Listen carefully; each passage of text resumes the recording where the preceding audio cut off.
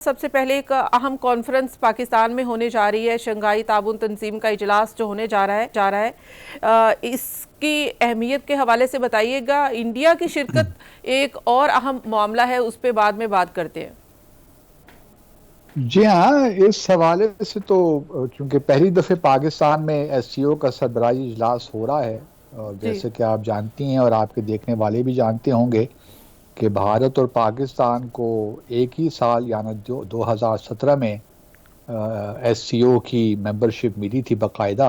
जी तो बिल्कुल। उसके बाद से अब ये पहला इजलास है, तो हमारे लिए इसकी अहमियत तो है कि एससीओ को किस तरह रेलिवेंट बनाया जाए दुनिया में जो इस वक्त तब्दीलियां आ रही हैं। हम्म आलमी सतह पे, हमारे इलाकाई सतह पे जो तब्दीलियां आ रही हैं, एक नए वर्ल्ड ऑर्डर की बात हो रही है। हम्म तो एससीओ को किस तरह रेलिवेंट बनाया जा सकता है और किस तरह फ़ाल बनाया जा सकता है।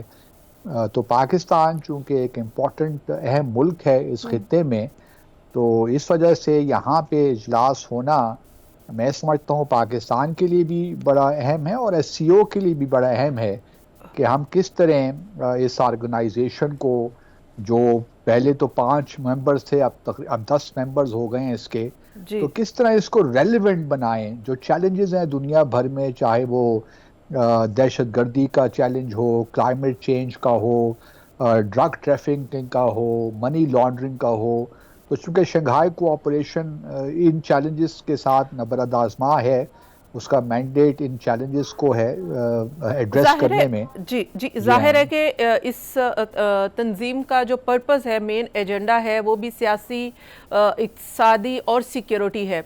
अब सिक्योरिटी इस वक्त इक्तिसादी भी जाहिर है, सियासी भी मामलात बाद में आते हैं। सबसे पहले सिक्योरिटी का मामला है और पाकिस्तान की सिक्योरिटी सूरत हाल आपके सामने है। जो कुछ भी कोयटा में हो रहा है वो भी है।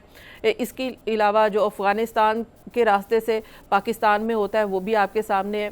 तो किस तरह से हम अपना मुकदमा इस तंजीम में पेश कर सकते हैं? हमारा अपना एजेंडा क्या होना चाहिए सिक्योरिटी के हवाले से? देखिए, जहाँ तक हमारे अपने अंदरूनी खल्फिशार की बात आपने की, और ज़ाहिरी तौर पे, और इसमें कोई शक नहीं होना चाहिए कि जो हमारे यहाँ एक सियासी हिजान की सी कैफियत है, वो लाजिमन हमारे इमेज को दुनिया भर में जो है उसको कितना अच्छे तरीके से पेश नहीं करती। और सिक्योरिटी का जहाँ तक मामला है, जो हमारे यहाँ पाकिस्तान में दहशत गर्दी हो रही है, उसके भी ऑब्वियसली मुख्तलिफ वेरिएबल्स हैं, बहुत से पहलू हैं, जहतें हैं। जहाँ हमारे अंदर सियासी एतबार से उस तरह इस्तेहकाम नहीं है, तो वहाँ हमें ये भी मालूम है कि कौन सी क़ुव्वतें दुनिया में हैं जो कि पाकिस्तान को मुस्तहकम नहीं देखना चाहती। हमारे यहाँ ख़ास तौर पे पाकिस्तान चीन के दरमियान जो ताल्लुकात की नोयत है, बहुत से ममालिक उससे खुश नहीं हैं। और ख़ास तौर के सी पैक को लेकर बहुत से तहफ़्फ़ुज़ात हैं, चाहे वो भारत हो जो कि खुद एससीओ का मेंबर है, या फिर इवन अमेरिका भी हो, उन्होंने भी पब्लिकली अपने तहफ़्फ़ुज़ात का इजहार किया है।